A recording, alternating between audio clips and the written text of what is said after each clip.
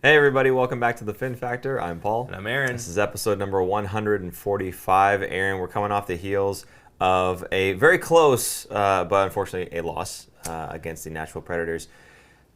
A tough one, and we'll talk about it maybe a little bit later on here. Not maybe, but we will. But I don't know. I thought that the Sharks did an okay job, like bouncing back from a horrible Nashville game, which again we'll be talking about. Yeah. So I don't know. Where do you want to start? You want to start here in Vegas? Sure. It was a 3-1 loss, and just to spite me, Noah Gregor scores a goal. Now, this is not the first time, and this is how I know he's spiting me, because I've said it before. Last time I said he's not scoring, he's not whatever, he put a goal in. Right. And then it's been a while, right? And then I got to say it again last show. I said he's not scoring, blah, blah, blah, blah, and then he puts a goal in. So I feel like if I just stop talking about him, he'll stop scoring. We're going to stop talking about him. We'll get to that reason in a few as well. Yeah. But so a 3-1 loss to the Vegas Golden Knights, and they were wearing their C-3PO helmets. Oh God, it's so ugly. So ugly. It's so distracting, I think. That's the strategy, I bet. I guess. I mean, they're almost like the California Seals when they wore all white, I think it was white skates and white gloves, which nobody had done before in the NHL. They were pioneers in everything because they were basically trying to get people in the stands, right. And they were kind of like it was like a minor league hockey team, kind of like doing gimmicks, but they were doing that in the NHL level. Not that Vegas is quite doing gimmicks, but I think they like to push the boundary a little bit to kind of see what they can do and get away with. Vegas trying to be flashy? What are you talking about? Yeah, that too, being flashy, like because they have white gloves, and I think it looks weird when you see it on the ice. With the gold helmets, especially, is the same. See, for me, I don't. The gloves don't bug me, but the helmet certainly does. And then the copycat Kings doing it with their silver. But the gloves don't bug you because the helmets bug you so much that you forget about the gloves. Fair enough. Yeah. That's not. Thank you, Ryan Sontag, for the $5. Start Sawchenko the rest of the year. We'll get to that as well. Hard to make an argument against that. And maybe not the rest of the year, but I mean, it's hard to say that he didn't earn at least another start. Absolutely. Right after this one. Right. So. All right, well, Vegas, 3-1 loss. There's not a whole lot we want to talk about there, except for the fact that Noah Gregor won despite me. And we lost James Reimer after the first period. Right. Which kind of kickstarted this whole downward spiral. I think we were already on a downward spiral. Well, they were, yeah. But that was kind of the real kick in the can. Wow, they're probably the other MVP next to Timo Meier would be James Reimer. The Sharks would not be where they are. If they had Aiden Hill all season as their number one, the Sharks would not be where they are right now. You think so?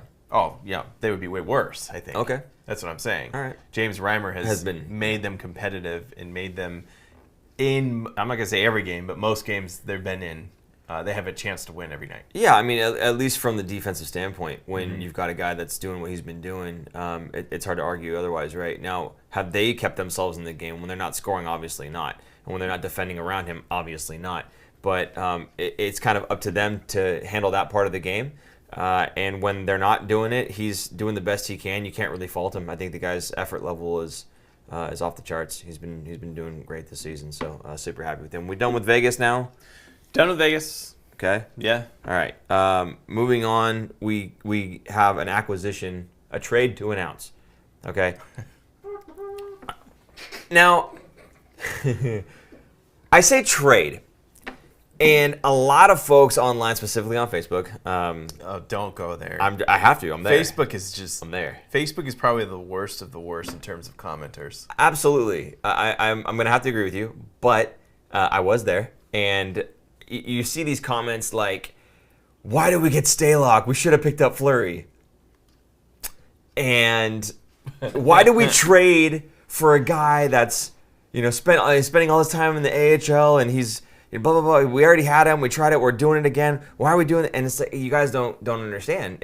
We're not getting Stalock as a means of trying to kickstart and get back on track. Right. The only reason we picked up Stalock was because both of the starting goaltenders are injured.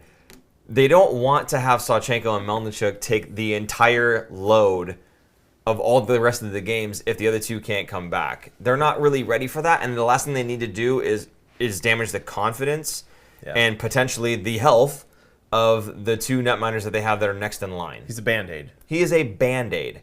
And there's nothing wrong with that. Now, my question is, what's the worst that happens here? Why are people upset about this? The worst that happens, we're already losing games. It doesn't matter if you lose 8-0 or 3-2. Yeah.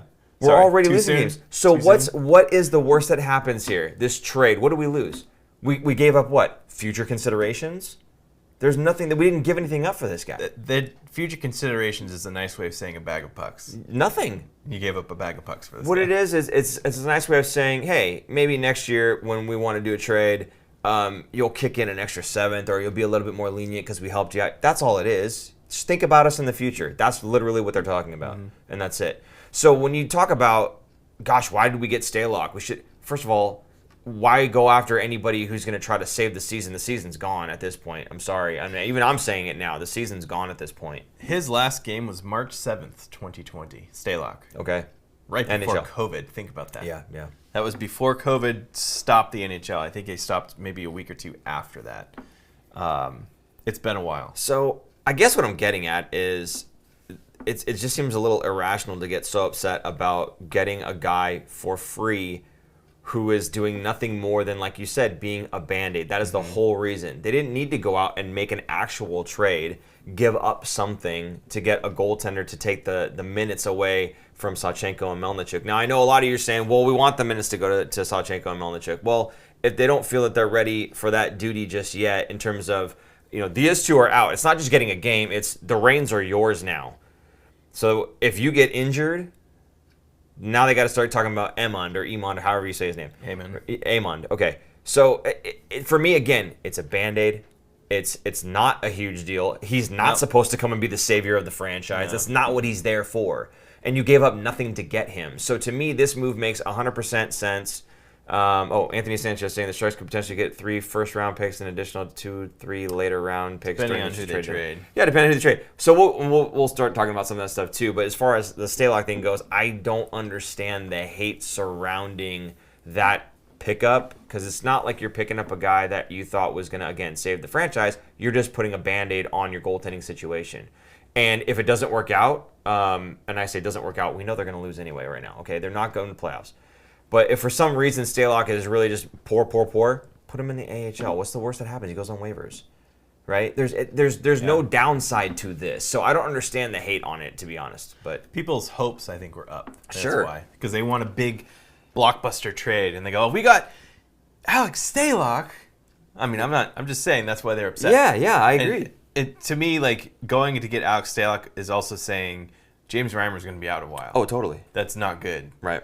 I don't know. I mean, I don't know the extent of his injury, if he's going to have surgery or anything.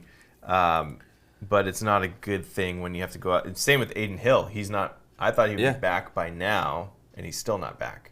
And you know how many guys are on IR for the Sharks right now? Oh gosh, I forget, but it's $22 million worth of cap. $23.8 million. Sorry, $23.8 million. 8 players.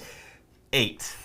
There's Carlson, LeBanc, Reimer, Hill, Ferraro, Knizhov, Magna, and Dahlin. See, and the name on that list, Knizhov, that kills me too. Because, man, he was having a season last time around. And he went on IR during, was it preseason or right before preseason even started, like during training camp? Yeah.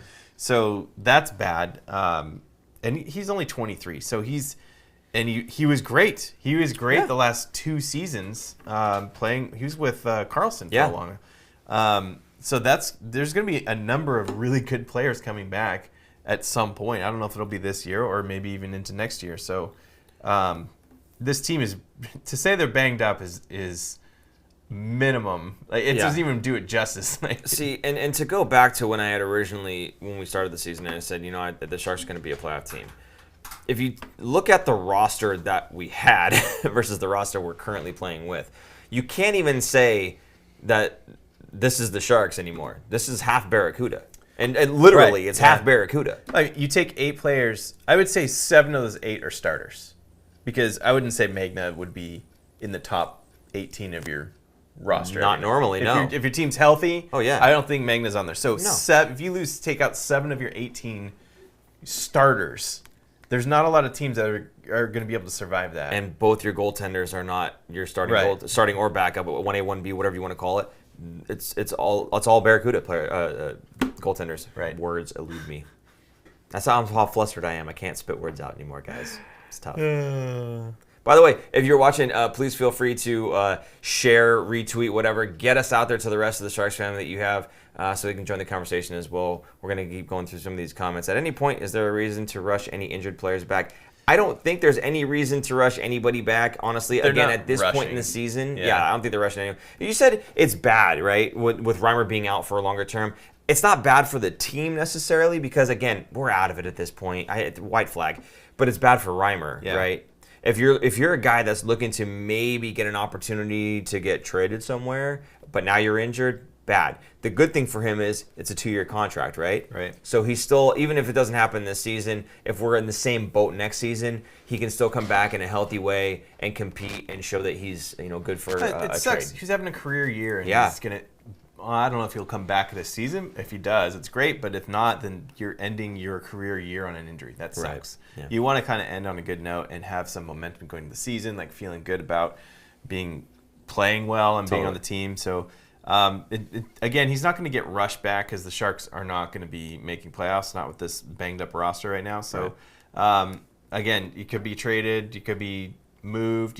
They want to play. Yeah. But again, they're not going to rush anyone back. It's not like they need him back for a playoff push. There's no urgency to try to gather up points, I think. And now, in his post game tonight, Bob had talked about, it's valuable points that when they blew that call. We'll talk about that later. But I think that's lip service. I don't think he's actually believes that we're trying to get points here. I think he's just hanging on as long as he can here, for the season. Trying to save face. Yeah, Peter St. John. The biggest concern of this team is our 5-on-5 defense. We have issues defending and breaking out. They have issues breaking out because they don't have Carlson, they don't have Ferraro, and they don't have, who's the other one? I guess those two are the main ones. Those are the main ones. The breakouts from the back. Yeah. So Merkley's there, but he's making mistakes as a rookie's going to, right? So there's times where he's going to try to break the puck out. And as we said many times on the show, where you've got offensive defensemen who lead the league in giveaways. Mm-hmm. It's kind of understood because that's kind of what they're trying to do all the time. They're trying to move the puck out more often than not. Now, they give the puck away a lot, but they also have a lot of these home run passes. We saw one to from Brent Burns to, I can't remember who it was, but it was one of the games this week, and he launched one, and it was beautiful from almost down on the corner all the way across the rink to the blue line, and whoever it was picked it up, and he had a scoring chance there, and it was just a nice play. You'll see that now and again. But you'll also see the times where it doesn't work out and there's a takeaway. And that's just part of the game, unfortunately. Yeah. But there you go. All right. You want to move on from... We'll talk maybe about some of the trades that could happen, I think, a little bit after. Let's get through some of the games. Sure. Okay. So we've got the 8-0 shellacking against Nashville. This is at home. So in Squirts hockey, right? My sons play roller, right? In Squirts, once the team scores 8 goals, they literally stop the game because it's a mercy rule. Murder rule. Yeah, murder rule, sure. Yeah, we've been murdered. So it was interesting to see because we've seen that in roller. Sometimes there's kids that are way better, right? Mm-hmm. It's interesting to see a mercy rule essentially happening in an NHL game. That was incredible. They didn't call the game. Well, no, they didn't call the game, but it's like at that point, you may as well have given up. Yeah. You know who didn't give up, though? Noah Gregor. The fans. Oh. Noah Gregor gave up, too. The fans did not give up. There was still fight left in the fans. Now, there were 3 fights that game, okay? There were 2 that were on the ice and 1 that was in the stands. This was a major brawl in the stands. Before you break into that, I do want to address the 2 fights that happened on the ice. Okay. I like that there was a little bit of fight in Gadjevich and I believe it was Middleton. I like that there was a little bit of fight in those guys. I only wish it happened before the score was it was maybe 7 or 8-0 at that point, right? I wish it would have happened closer to 2-0, or maybe 3-0. Beginning of the 3rd period would have been nice. Yeah. Give them time to jumpstart it. At that point, you're fighting out of frustration, not out of trying to rally the troops, trying to get them going. So that's the only thing I want to say about those 2 fights. I wish they would have happened a little bit sooner if that was the intended effect. Because when you're fighting with just a few minutes to go, it's too late, bro. You're not going to rally for 8 more goals. Sending a message. Yeah, okay, fine. What? For what? Yeah. I mean, I guess they're playing them soon again. Sure. Anyway, go ahead. You wanted to talk about the stands here. Well, I've been to many Sharks games, and you see fights every now and then. It's been a while, but you don't see like a brawl like this. Like this looks like, to me, this looked like a fight that you see at an NFL game when people are so drunk from tailgating for hours on end and then going inside, and it's just disgusting. You see this online all the time. That's what it seemed like to me. I never see this at a Sharks game, or I have not witnessed anything like that. What are you going to say? This qualifies as a Donnybrook. Yes. This was 4 to 5 rows worth of people that got tossed out of the game. This was incredible. I mean, we were sitting in 218 and we're looking at, I think it was like 120-ish something. Yeah. Basically behind the goal. Net. Yeah. And I'm watching this thing unfold, and wow. We don't want to show the footage, obviously, because that's not kind of the show that we are. But it was incredible to see how upset everyone was. Not just, oh, I'm upset with you, right? It was like people reaching over the row in front of them to go after the guy behind that row. It wasn't like one fight with a bunch of people trying to hold people back. This was like 6 or 7 people throwing haymakers and sucker punches. Yeah. When people stopped fighting and then they kept going, like it was crazy. The Blue Coats trying to keep control. Then the police showed up and kicked everyone out, and it took a while. And you could see it was in between, so it was a commercial break. So the players, they're scraping the ice. Like the people with the shovels come on and scrape the ice. And the players on the benches were looking at the crowd going, wow, this is crazy. Because the crowd's kind of getting into it and yelling and kind of cheering and kind of booing. And then you just see everyone kind of come together, and it's just chaos. Yeah. So all the players on the benches saw it happen. It was just nuts. It was crazy. It was essentially a mosh pit in the seating area. It was bonkers. There's one guy ran over, and what I saw was that there was a Nashville fan that was in there. I don't know how the whole thing started. I don't know if somebody said something. The one Nashville fan. But the thing is, I don't even want to say, oh, obviously it's a Nashville fan, because the Nashville fan's probably going, hey, we scored our 8th goal, and everyone around them is tired of hearing that. You know, all the Sharks fans around him are probably going, dude, enough. Oh, the fight all started because of a spilled drink, which is hilarious because after all that happened, I did see a drink go flying. So I guess they didn't care too much about the spilled drink if you're just going to end up throwing it. Those are expensive drinks to be They are, but someone willingly chucked theirs. Right. So, Sharkarita. Sharkarita? That's an expensive throw. So, I mean, I guess... Okay, so if somebody spilled a drink and they're getting upset, and this, I mean, it's incredible that it escalated to, again, 4 to 5 rows of people getting ejected, like tossed out. And the super producer Jason said it looked like just there was a normal Sharks game because there weren't the aftermath. You mean? Yeah, the aftermath looked like a normal Sharks game. Yeah, there's 4 rows completely. There's nobody there. Yeah. Right. It's unfortunate. Right. It really is. But yeah, I've never seen that before to that level, at least at SAP Center. Right. Bonkers. Anyway, going back to the game itself, it was awful. I mean, we talked more about that fight in the stands than the game. What's to talk about? Well, we have a clip from Bob Bugner. It pretty much sums up the entire game here. So let's play the clip of Bob explaining kind of what he saw. And he was asked, the question was, is this the worst game that the Sharks have played? So here's his answer. Get to it. Maybe. Get to it. Get on with it. Yes. Yeah, that was the worst one of the year for sure. I think, regardless of the score at 3-0, I thought we were actually playing a pretty competitive game. We were playing pretty hard.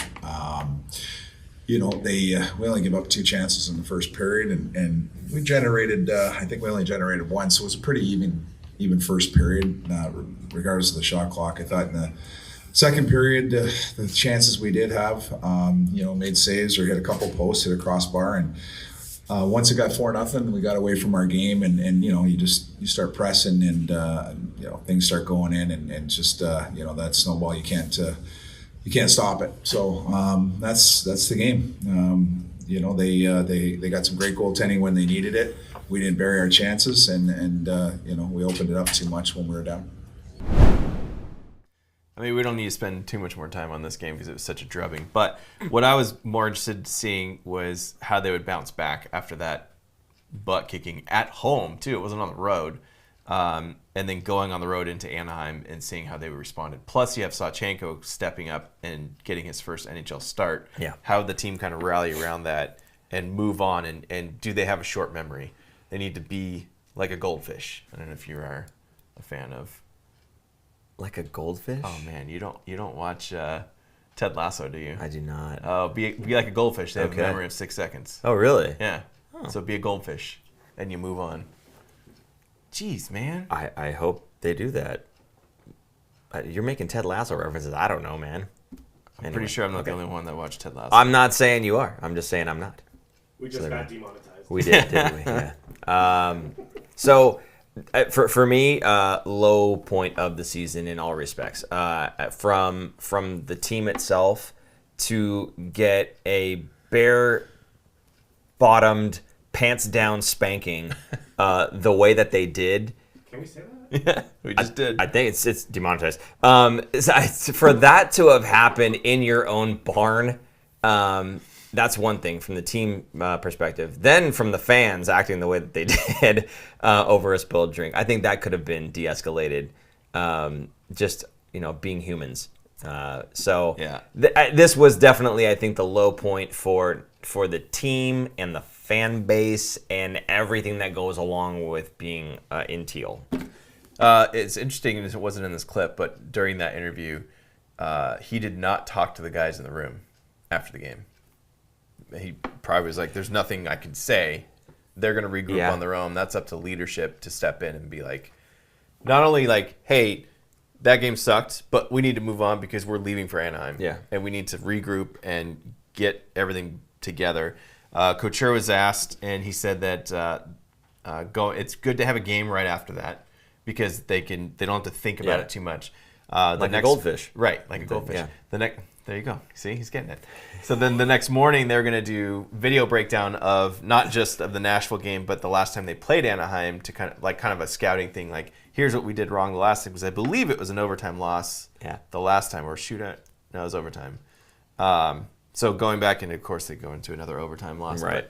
But, yeah, so it's good to have a game back to back when you get drubbed on the first game. Yeah, sure. And in doing that, coming back to back, again, going to Anaheim tonight, playing there. They came out, they scored the first goal. It was back and forth in the first period, right? So they were competing.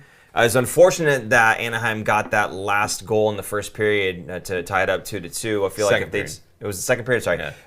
If they had just kind of hung on to that, yeah, that's right. His first period was 1-0. Mm-hmm. So yeah, at the end of the second period, for them to kind of give that one up really late there, I think if they maybe held on to that, again, the game plays out the same way, then they're doing okay. They never even make it to overtime, right? Mm-hmm. But I would say better effort this time around, which is great to see.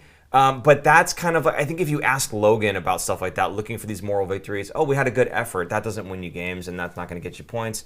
And I don't want to rest on that. I don't want to say, no, they had a good effort. Again, going back to the kids playing roller, it's like, that's like the bare minimum for me, is let's make sure that we're putting forth a good effort. For professional sports, you're looking more than let's put forth a good effort. You're looking for... for them to execute well, for them to, sure, win some games once in a while, for Christ's sake. I mean, it's kind of ridiculous how the season's kind of gotten away from them. And the record isn't even like horrible. It's still like that hockey 500, but like I'm not shocked. It's bad. I'm not shocked. Yeah. I mean, this is where I said in the beginning, the only way they would make playoffs, they would need a lot to go in their favor, one of them being health. And it's not there. So I'm not shocked that this is where the Sharks ended up being. But, I mean, when it comes to health, I mean, we're talking, like we said, like half the roster. That's a lot of guys out. A guy here, a guy there. Maybe it's not so bad. And the guys that you were talking about maybe being out, a Logan Couture, a Tomas Hertl, a Timo Meier, those guys have all been healthy. Mm-hmm. It's... For the most part. For the most part. But it's a lot of the fringe guys that are getting knocked out. Don't forget, they had a bout with COVID that wrecked their whole locker room. Kind of, what was that, before Christmas? I think it was before Christmas. And then they kind of pulled through it. But then they also had to play those games. Whereas other teams, they canceled and rescheduled them. But the Sharks, they did not do that. Yeah. So the Sharks right now are sitting overall in the NHL At 55 points, they're 22nd out of 32. So now we're looking at, okay, how bad is it going to get? How far down are they going to get? What kind of pick are we looking at for their first pick? Yeah. I think I'm going to wager that they'll be in the top 10. Oh, yeah. Because they got to drop another couple more spots for that. So right behind them is Detroit. The Islanders are kind of playing better. They have had a terrible year. Chicago is going to get worse because they're going to trade Fleury. Okay. So that you're going to see them drop a little bit. New Jersey will probably be better because they just have a better, younger team. They won't be trading away players. They're just kind of staying where they are. Philadelphia's been awful. They're trading away a bunch of people. Giroux's probably going to get traded, which is a big deal. Mm-hmm. Anyway. But we're also going to be trading some people away, and that's kind of the next topic here, is who's next on the chopping block in terms of trades. Now, we've traded for Alex Stalock. Is there anybody you think that, because there's not going to be anybody that we're going for. Traded for, I would consider Stalock. We basically added him on waivers. Essentially, yes. that's essentially what it comes down to. I wouldn't say it was a trade. Yeah. Well, but I mean, okay. Again, future considerations, right? I understand. So it technically, yes, it is a trade, but you're absolutely right. We gave up nothing. It was just a claim, more or less. So we're on Hurdle Watch right now. We are on Hurdle Watch. Sorry. We're on Hurdle Watch. No, we are. And there's no legitimate reason for him to stay and re-sign other than them convincing him that next season, for some reason, will be different.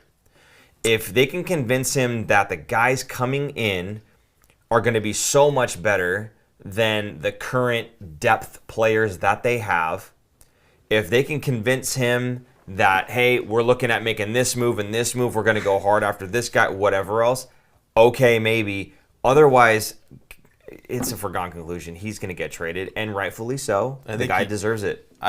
In my heart, I don't want him to. I want him to stay. But looking at the long-term health of the team, having him sign long-term, I think will keep the Sharks kind of in the holding pattern that they're in. Like, trading Hurdle, to me, that's the rebuild right there. Yeah. That's going to be, okay, we need to hit the reset button. Timo Meier, because he's an RFA, they're going to have the money to sign him because they're not signing Hurdle. He's still a building block. He's still going to be here. I think anyone else, maybe Ferraro's the other one. You want to keep Ferraro, Timo Meier. Carlson, I think, is just going to be around because you can't trade him. Right? Nobody's going to have room for an $11.5 million contract. So everyone else, I think, is fair game, including Couture, including Burns. Someone mentioned Burns is going to get traded before Hurdle, which I could see. There's a lot of teams that need a right-handed shot defenseman. I don't know that he gets traded before Hurdle. I mean, that's just when does the team that wants that player come and talk to Doug? That's what it comes down to. But to me, it would make more sense for Hurdle to go than it does for Burns to go, based on the years left in contract and dollars and everything else. But yeah, you're right. There are going to be teams that want a right shot offensive defenseman. Definitely, he's a hot commodity, even at his age. And again, the age thing, like the guy takes care of his body big time. So Lundy, thanks for the $1.99. Stalock for Braun in the offseason. I'll take that. Actually, yeah, Stalock for Braun, why not? It doesn't matter Stalock for anything because you got Stalock for free. So if you traded him for Braun, then you got Braun for free, essentially, right? Braun is on the trading block. Lundy just said that, and that's true. Because get the gang back together. We already got Stalock back there. Grab Braun. Everyone that was in that holiday video is like coming back to the Sharks. Yeah, Nieto's there. And get John Scott, dude. Yeah. Retire him. Oh, God. Yeah. Right. What was this? Oh, we're all sad Sharks fans. Yes, we are, and it's unfortunate. I wish we were happy Sharks fans. I'm doing the best I can to hold it together, but it's starting to get to me. It really is. And you guys know me. I'm optimistic. You know, I'm trying to find the good here as best I can, but I'm more finding the good in the long-term solutions. Sure, yeah. I don't want to get rid of these guys. I don't want to get rid of Hurdle. I don't want to get rid of. I like these guys. Some of them, like Noah Gregor, I like. That's what someone said, that Noah Gregor should get traded. Paul's a Noah Gregor. He's the head of the fan club of Noah Gregor. No, I am not. It's a dad joke for you. There you go. Are we moving on to the Noah Gregor stuff? Is that what we're doing right now? Because before we do that, why don't we? Did we do the No. Go ahead. No. Roll call. Yeah, let's do roll call. Well, first of all, start thinking about what you want them to talk about here. But let's do roll call right now. Go ahead, let us know where you're watching us from, and what do we want to? What's our bet? What's our bet? Oh, you want them to do? Okay, good. Why not? So we have a bet. Before you do the roll call, sorry, you're going to say where you're from, and you're going to answer this question. Do you think Noah Gregor scores 10 goals or more for the rest of the season? Right? By the end of the season. Okay. He doesn't score 10 goals in 20. By the end of the season, will he have 10? Now, he has 3 because this week he decided to spite me again, and he grabbed a third one. So Paul and I had this side bet. We talked about it before the Vegas game, I think it was, because he was listed as the top line winger with Couture. Yes. So I said, hey, let's do a wager here. I think Noah Gregor, because he has such bad luck with the puck, I think he'll end up with 10 goals. It's realistic. At that time, there's 29 games left. He can get 8 goals in 29 games. And he'll end up with he'll get into double digits. And Paul said, no way. And then we bet, the bet's on, and then Noah scores that game, and you're like, oh no, like this is gonna be bad. Honestly, I'm not really like no. You know what I said? Remember what I said in Slack in our little channel? Do you remember what I said? I said before he even said anything, I said, shut up, shut up, Aaron. I don't want to hear it. Okay. So here's I'll give you the stats. Okay, he's sitting on 3 goals. Well, you know what? You give him your stats first. We'll let the good come out first, and then I'll give him the rest. So you tell him the stats that you wanted them to know about first. Okay. There's 3 things. This was a Shang Peng article about Noah Gregor, because the question was posed in the article. Why is he still there? Why is he in the lineup, right? Because he only has 3 goals. He is 15th in the NHL, not on the Sharks, or not in the organization. He's 15th in the NHL with shot attempts. Yes. He is 2nd on the Sharks for zone entry. Right. And he is 7th in the NHL in shot blocking, which doesn't have to do with him scoring. But he has value. The whole point was he has value being in the lineup versus not being in the lineup. Yeah. Someone else being in there. Yeah. And someone else, I think it was Zach, had said, why doesn't John Leonard get called up? Because everyone's like, oh, well, who else are you going to call up? There's no one. Dude, John Leonard just scored a hat trick tonight, and he's got NHL experience. Give him a go. Give him a go. What's the worst that happens? He scores 3 goals in 40 games. What's the worst that happens, right? Come on. Give him a go. The guy's got offensive talent. He does. I think he needs a little more conditioning in AHL. Sure. Because when he got called up, I was excited about him. Yeah. And I think he got off to a hot start in the first week or two. Then he just cooled off significantly, which most rookies do because it's a grind. I pulled it up because I wanted to see what his stats were right now in the Barracuda for John Leonard. Yeah. 42 games. He has 16 goals and 12 assists for 28 points. So he is, in terms of goal scoring, he's 3rd. Yeah. He's behind Scott Reedy, who's now called up. There you go. And Joachim Blichfield, who I'm kind of surprised has not gotten a call up. That's actually interesting. That is interesting. I feel like he would be more of a well-rounded, bigger guy too. Yeah. I think than John Leonard. I mean, I don't know. So don't give me the excuse of there's nobody else, because you know what? Frankly, we've already pulled up a few guys. You're absolutely right about that. But there's a couple guys that you could think of at the AHL level who at least deserve a shot. Now, are they necessarily better than Noah Gregor? Maybe they're not. But Noah is not getting it done. That's the thing. Just give someone else a chance, a shot. Who cares? It's funny how people want to have Melnichuk and Sawchenko get a shot in net, right? But they don't want to have anybody else as a player get a shot over Noah Gregor. That doesn't make sense to me. They won't be getting the chances that he's getting. That's the point.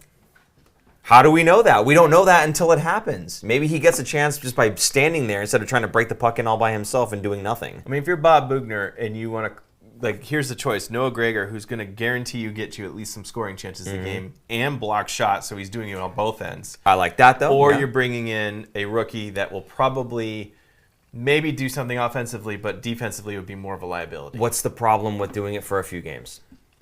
Give him a couple games. I'm not against what you're saying. Okay. I'm just saying I'm taking the over that he's going to finish with 10 goals. And I am absolutely 100% taking the under. There is no the amount of chances possible way. If he gets a hat trick. He will not get a hat trick. If he gets a hat trick, I'm going to be laughing in your face. Good. Because you're going to be sweating bullets. Good. So here's the thing, okay? And I'm looking at the board here. I apologize. 3% shooting percentage. Okay, so 3 goals he's got. That means he's taken over 100 shots at basically at this point, or because he had a shot on goal today, power play on the power play. He did not have a single even strength shot on goal today. Okay, and it's not like I don't know who. I mean, he's sitting at 2.9% after today. Yeah, exactly. Okay, so it's even going. It was 2.1, and he jumped up to 3. He went 50% higher in his shooting percentage. It's 3%. Now it's 2.9. 3 goals on 102 shots. So. What you're telling me then, based off of that, is that he needs to see, 250, 300 more shots? His puck luck is not there. Exactly. And why do you think it would change? Just because it's the end of the season and you want to win a bet? Why do you think he'll always be a 2.9% shooter, is my point. I don't think he's going to be a 2.9%. If you're like, I think he's a 2.1% shooter, and he got one. What if he's like, he should be more 10 to 12%, so he should be at about 10 goals right now. And yet he's not. So maybe he's not a 10% So there's a shooter. thing that I always like to say, market correction. Sure. There's going to be a market correction. I think he's going to get over 10 goals. I think there will be, but the market correction is him going down to 1.5%. I think he's too high. 3 goals in 40 games, 11 goals in 98. 2 things about that. One, that's about a goal every 9 games, right? So unless there are 7 times 9, unless there's 63 more games in the season, I'm feeling pretty confident right now. Just saying. Unless he triples his offensive output, he's not getting 10 goals. So I'm feeling pretty confident right now. Just putting that out there. The other thing, though, on a more positive note for Noah Gregor, I just said 98 games. He's 2 games away from a solid milestone for the guy. So good for you, bud. I'm legitimately happy for him to get 100 games in the NHL. 100 games is a big deal. Absolutely. Because there's a lot of guys that will putter out 20 games Sure. or less. So getting 100 games under your belt's pretty good. So, congratulations. Happy for Noah Gregor on these upcoming milestone here. Mm-hmm. But please, I saw a bunch. Do you have a total of how many people, Super Jason, Again, how many said yes, how many said no? I'm curious. He's a 4th round pick here. Yeah. Too. That's pretty good value from a 4th round pick. Oh, it's a great value. 111th overall, 4th round pick. Great value from a 4th round pick. He's not getting 10 goals. Whatever. Did anyone agree with me? No. So there was a couple. There was a couple that agreed with you. I think there's more. At least when I was looking at the screen, there was more. 2 agreed, and 75 said no. About 10 said Okay. 10. Interesting number there. Our mom said yes. Noah? Okay, so then only 1? Noah who? That doesn't count. Noah who? Yeah. Sorry. And if Noah happens to see this, dude, I apologize. I don't mean to be so hard on you, but like, dude, it's just. I'm with you, Noah. I'm going by the numbers here. It's going to happen. I'm going by the numbers. No, you're looking at a flat trajectory. That's the problem. No, I'm not. I'm look at his career. His career is less than 100 11 games. goals in 98 games. His career is saying he's not scoring 7 more goals in 20-something games. All right. Hey, and if he does, hey, I'm happy to be wrong. Now, someone said, what happens for the winner of the bet? Now, I put this out here. Aaron already said no. No, not happening. Because he's Chicken Little. I said that if I lose, I'll make a shirt with his face just prominently on the shirt, right? His face. And it'll say, Noah Gregor, fan club, president, right? I'll make the shirt. That's fine. Yep. Now, I told Aaron he has to bring back his stupid Movember Lemmy for the 2 weeks that he decided to cut out. It's not happening. Because he owes it to the people. Happening. He owes it to the people. Nope. So I told my wife that, and she laughed. She goes, "No." Yeah. No, straight up. She's like, "No, it's not happening." I knew if you talked to her, the answer was going to be no. I knew it. So I don't know. Maybe you guys can come. That's what should have been the roll call thing. Yeah, that would have been worse. Maybe actually, as we finish up here, maybe we can get you guys Still waiting for you guys to try some. Dude, go back. We already did the smelling salts. We'll do it again, though. Yeah. I don't have a problem doing it again. I don't feel like I need it. I feel like I have a ton of energy right now. It's the coffee. Ryan Sontag, turn him into a playmaker instead of a shooter. What did I say? Yes! What did I say during in our chat? That's what we've been saying. We've been saying he needs to get in change the his zone game. and just stop and then wait for somebody to get in, and because he's always the fastest guy in there. You've got speed, beat him to the net, and then curl away because you can't put the puck in it. Curl away, draw the defense in deep, and have someone shoot up the middle, then just pass the puck. If you can turn yourself into the shot blocking machine that he's turning himself into, if you can turn yourself into Nieto 2.0. Keep up his shot attempts and just do the pass off the pads, or you shoot at the goalie on the far side low so that he puts a pad out. fat rebound for someone else coming in. See, and I don't even like the argument that, he's generating offense. Well, is he really, though? Like, how many assists does he have off of, because that would be a shot off the pads and a bang it in, that he'd get an assist for that. He's not really generating offense. He's putting a shot on goal that's getting smothered, and then that's the end of it. Jonah asked, how do you get a half a goal? The whole point of saying 9.5 is saying so that there's no tie. There's no middle ground. It's either he gets 10 or he gets 9. Yeah, right. So if we said that he gets 10, then or the over-under is 10, then if it lands on 10, then nobody's right or wrong. The half is just to make it so there's one way to... The point is that you can't get a half, actually. That is the point, yeah. So betting 101 with the Fin Factor. There you go. Don't bet, kids. Keep your money. Save it. What else are we going to be chatting about? Is there any good comments here that we want to talk about? People are just laughing. About? I think this is great. There's got to be some suggestions, too. We wasted our money on EK65. I really don't agree. Is he overpaid? Maybe, yes. But the only thing I didn't like about it was the kickbacks when Carlson got re-signed. Paul's dead. Noah's luck. They will give him credit for a half goal. Yeah. Right. So, by the way, I want to make sure that everybody understands. If he gets pushed down to the Barracuda, the bet's still on. That he's still part of the organization. The only way this is off is if he gets traded. Even if he gets injured, it's still on. Doesn't matter. What's the bet? No, I'm just saying the bet, who wins, who loses, regardless of what we were doing. Why would it be off if he got traded and not if he got hurt? If he got because if he get hurt, he's still a part of the Sharks organization. If he gets traded, he's no longer part of the organization. We don't care. Okay. Right? Sure. Why do I care? So here's the other thing, and he just doesn't want to wear the shirt. Do you think he's getting traded? I don't know. I wouldn't mind him getting traded. Actually, get something back from him, that'd be good. That he was on Elliot Friedman's list of top 5 guys to get traded, which is incredible. Him and Barabanov. When you've got the names out there that you've got in the NHL, star power like Giroux and whatnot. Because he's cheap. That's why. Yeah, sure. He's a cheap, and he shot blocks, so he could be your penalty killer and speed. And Sure. speed is big in the NHL. I mean, he's an RFA. He's not a UFA after the season, but his contract is up, so it would be minimal. Again, it's another guy who I can look at and say, I would wish him all the best. I don't have any ill intent towards the guy. I'm just looking at everything numbers-wise, and the fact that he does have so many zone entries, the fact that he does have... so many shot attempts, right, per 60. All those things, and he still is just not putting the... Hey, expected goals, that's the reason I don't like the expected. He's expected to score. He's not, though. So... Whatever. Kellen Foster, he's putting a shot on glass every breakaway. What's his shot on glass percentage?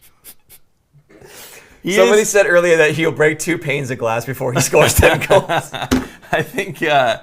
I saw somewhere like a week or two ago, I think when we started talking about this, and I don't know where the stat is, that he wasn't leading, but he was in the top of the NHL and missing his shot attempts, missing the net, basically. Really? Yeah.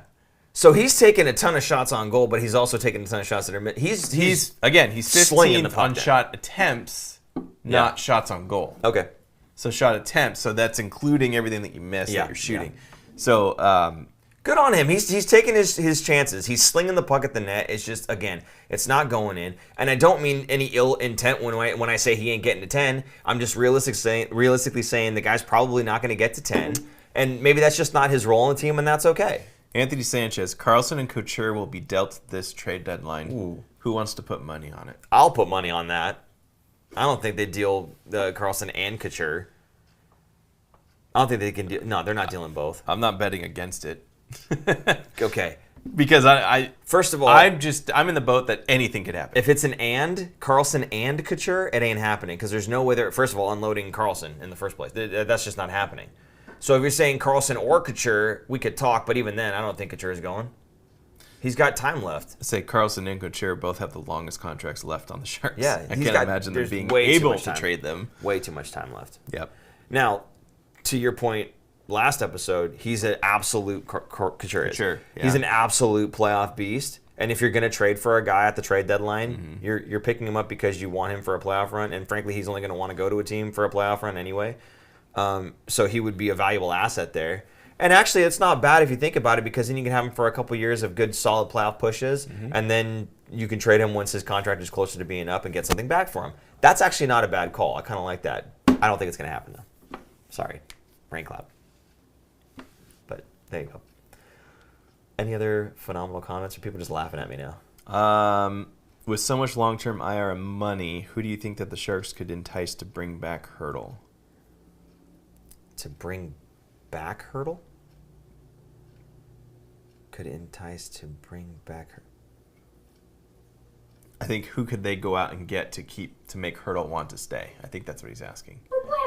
Because we have so much cap space. I see. With the cap space, I see what you're saying now. Okay, yeah. You're not going to be able to get anybody this season because the Sharks are not competitive. So you're not going to be able to trade for a guy that is a playoff performer and that kind of thing, because they're not going to give that guy up. Let's talk about how long do you think it'll be until the Sharks will be competitive?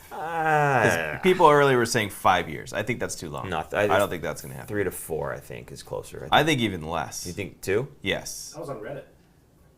Well, I was on Reddit? I was on Reddit today. Yeah. I think within 2 years they're going to be competitive. I think they'll be in the playoffs next year. I'll say that. So we're signing off, and we're going to see you guys in 2 years. Bye-bye. I'm not going to guarantee it because I think there's going to be a lot that can and will happen in the offseason in terms of trades, free agents, all kinds of stuff. Plus the younger guys that are coming up, like Eklund is most likely going to be on the team full-time. Yeah. I bet Bordelot is going to join because I think all those other freshmen that he's playing with at Michigan are going to join the NHL as well, so he's not going to want to stay. Right. Unless Michigan loses somehow in the Frozen Four, and then they all vow to come back again, but I doubt that's going to happen. I just think the Sharks are going to be in a much better position.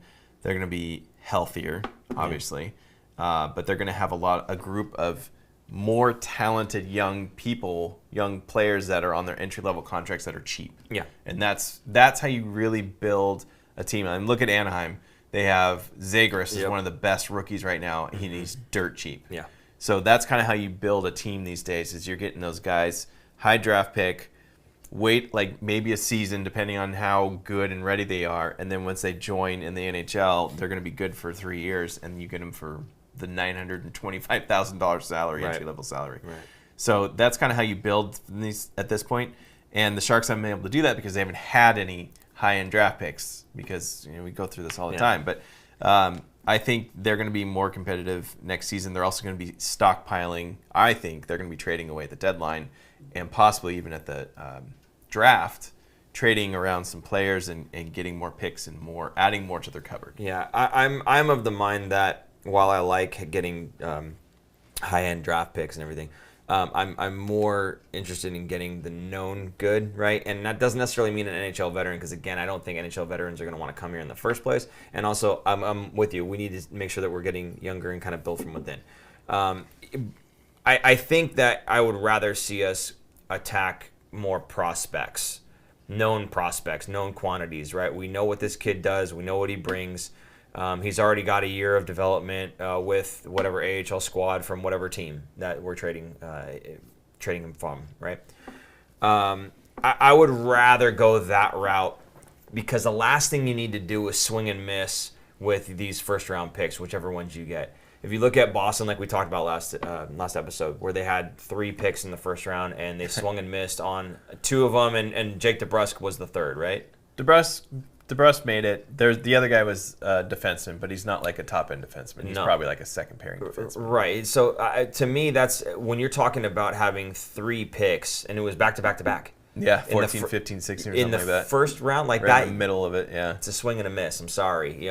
So I would hate for us to trade Hurdle to a team that's going to be in the playoffs. It's not going to be a lottery pick. It's not going to be in the first half of picks. You're still talking about the same thing the Sharks have been getting the entire time, which is 20th and beyond.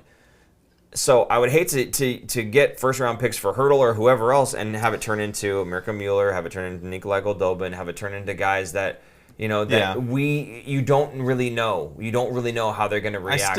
I still don't mind, because to me, like in those 20th and later, you're going to be adding a serviceable NHL player, not a top-end talent that you get in the first 10 picks. So my expectations are a lot lower, but they're higher in the sense that this person should be playing in the NHL at some point. Yeah.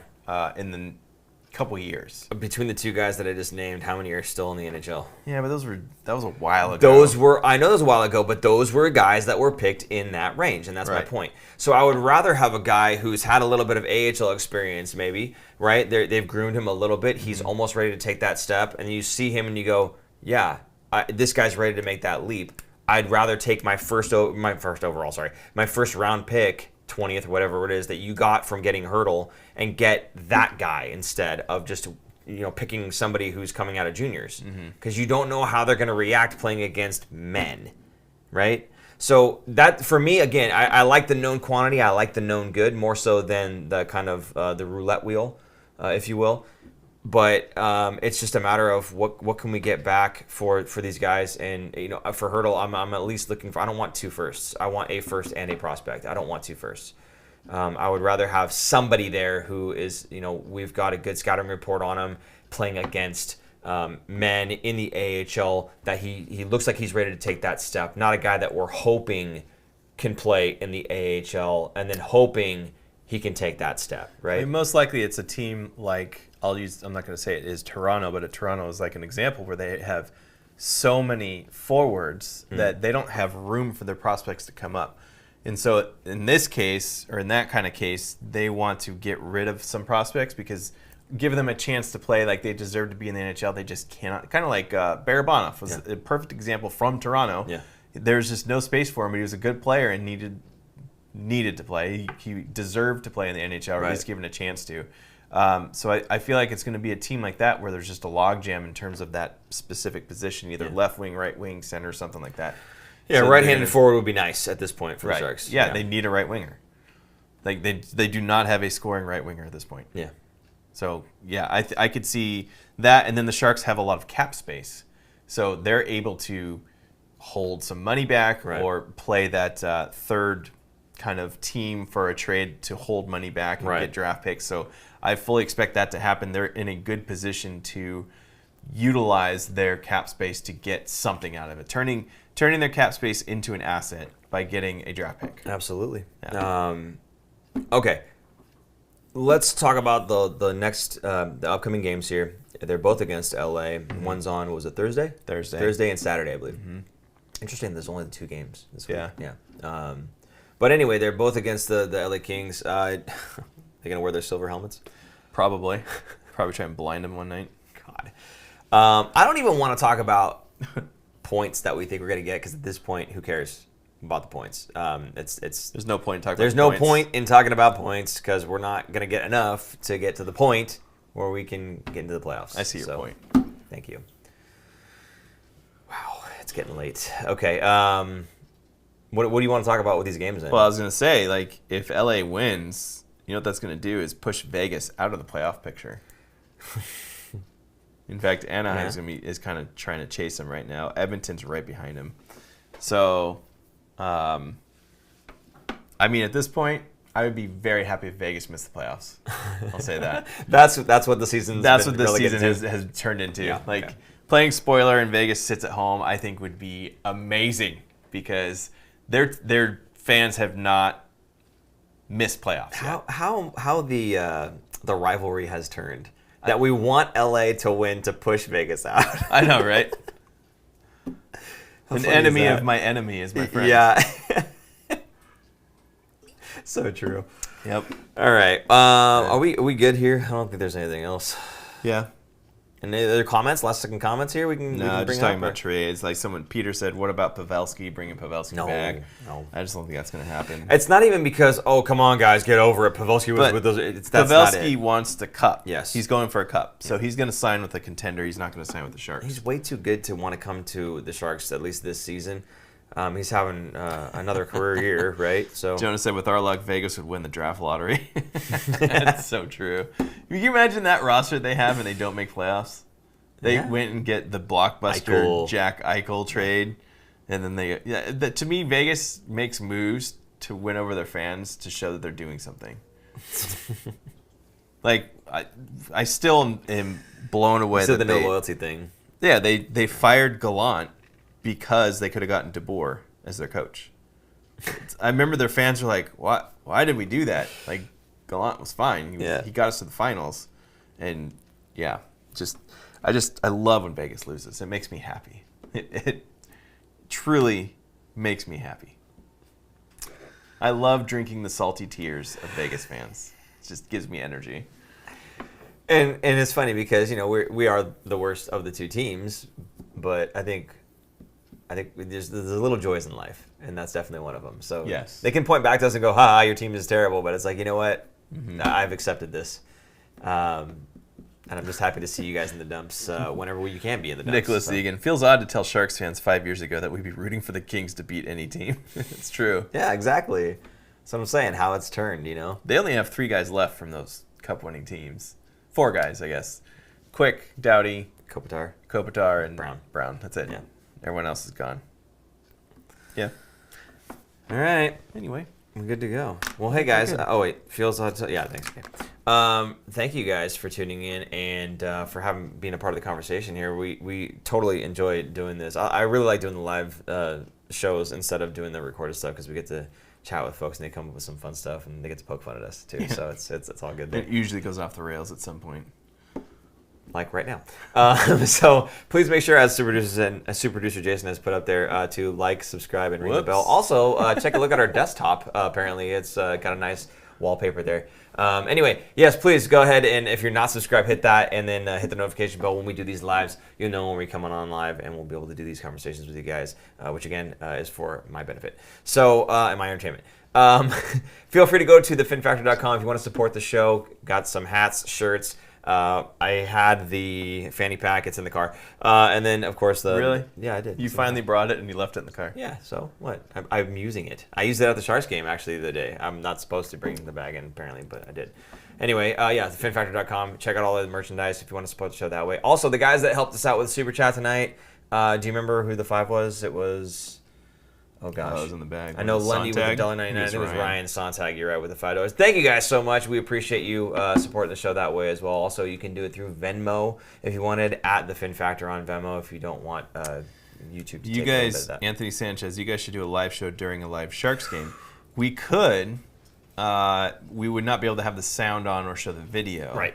So, but we would, and you'd get our much delayed reactions. So, yeah, we're behind. If you want to watch us watching a screen that you can't see and can't hear, we could do that if you want. We did that during the playoffs. Yeah.